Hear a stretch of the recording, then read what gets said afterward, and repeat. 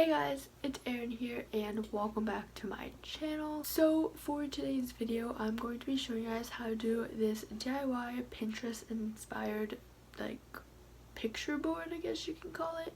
I was pretty much scrolling on Pinterest the other day and I saw this picture and I thought it was super duper cute. It's like a Friends inspired little decor piece for your room and I really liked it, so I went to Michael's today and I actually found a board kind of similar. It's a little bit smaller but it will still work hopefully.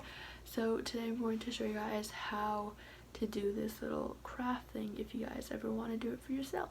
So with that being said, I guess we can just go hop on into the video and hope you guys enjoy.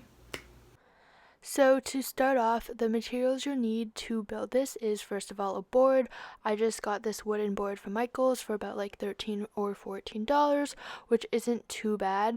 So next you'll need some paint, and the color of this depends on what color you want the lettering of the word friends to be. I want it to be in white, so we got some white paint for that. So next you'll need some miniature clothespins. I just got mine at the dollar store and these are to hang the pictures on.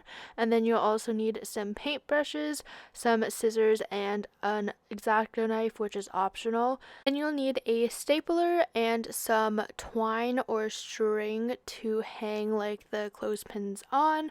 And last but not least, you'll need a template of the Friends logo. I just found a picture and then made it bigger and cut it and cropped it to get it to the right size. It literally took me a few tries to do this.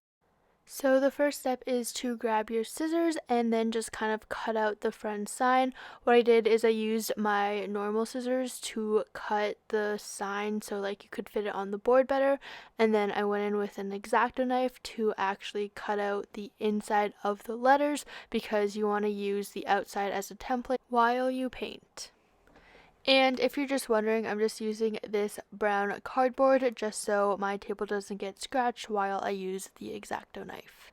So not gonna lie, this is quite a bit of a long process, but this is just what it will look like once you are finished cutting out the entire template. So now you're ready to align your template with the board that you have chosen. And one thing I forgot to mention is that you will need tape. Hopefully you have some tape at home, but the tape is just to put the template into place so it's not moving around a lot while you start painting. So now it's time to finally grab the paint, the fun part, and then you're going to start painting into the template. One thing that I noticed was that when I took off the template, there was a lot of paint that seeped through, so just be very careful that you don't put too much paint on your brush when you're putting it on, if that makes sense. Anyways, here's what the finished product looks like, and once your paint has dried up, you can start taking off your template. And here, as you can see, my lettering was very all over the place. There's a lot of lumps or I don't know, it was very squiggly. It did not look good. So this is what I mean, just be careful when you're painting because you don't want to get that. So to fix that, I kind of just went in with the back of a paintbrush and tried to scrape off the paint because it was dry, so hoping some of it would come off, and it did work pretty well, so that was good. And also I did touch up a little bit of the letters. So now on to the fun part. You just grab your Polaroid pictures and also the twine and you start laying it out just to see what it looks like.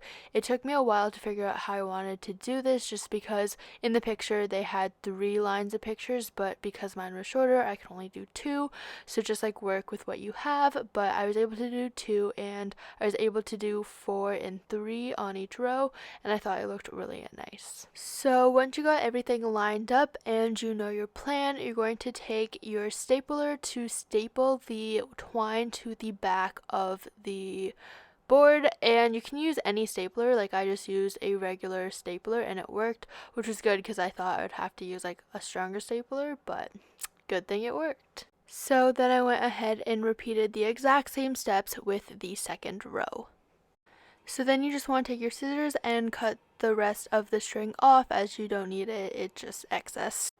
And then now I'm just going ahead and laying out the pictures in the order that I wanted it to be in, and then using the miniature clothespins to hang them up. And then there we have it, the finished product, your own friend's DIY sign. Thank you guys so much for watching this video, and I'll see you guys in my next one. Bye!